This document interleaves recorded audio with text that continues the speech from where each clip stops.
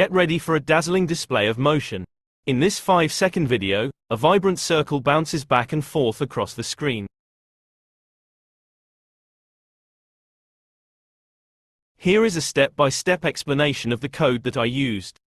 First, we import the necessary modules. The scene module is used to create and display the video frames, and the NumPy module is used to create an array to hold the video frames.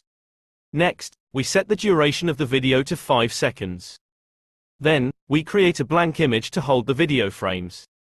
Next, we define a class called VideoScene that displays a circle that bounces back when it reaches a wall. In the VideoScene class, we set the starting position and color of the circle, as well as the speed and direction of the circle. In the draw method of the VideoScene class, we draw and update the position of the circle by adding the speed and direction to the current position. Next, we check if the circle has reached a wall. We reverse its direction by multiplying the speed by -1. Finally, we check if the frame_count variable has reached the specified duration of the video. To call the end_scene method,